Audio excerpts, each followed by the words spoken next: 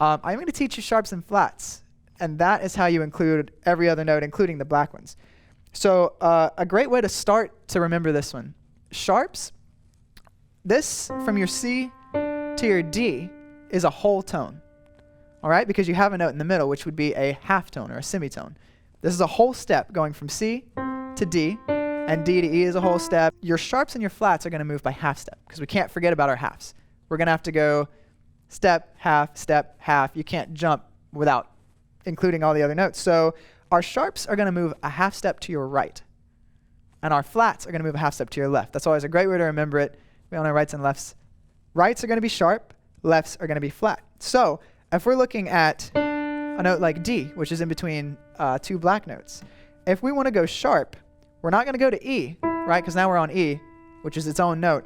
If we want to play D sharp, we're going to go up the keyboard a semitone or a half step. And that's where these black notes come in. And I always thought it was fun that D sharp is going to be the exact same thing as E flat, right? Because if you go to the right on D, you're going to find a sharp.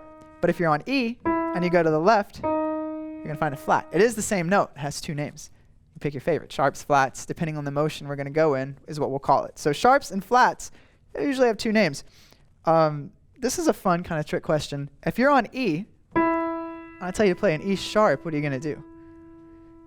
There is no black note there. So you're kind of stuck. Are you going to go to F? Are you going to jump to the next black note? No, you're just going to go to F. F is the same thing as E sharp. No one's going to call it E sharp. They're going to call it F. That's much more common term for it. So, and same thing with F. If you're playing an F flat, you're just going to go right back to your E.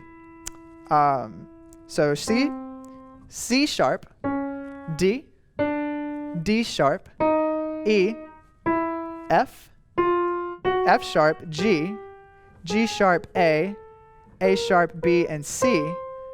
That's every note. That's called chromatic motion, or the chromatic pattern.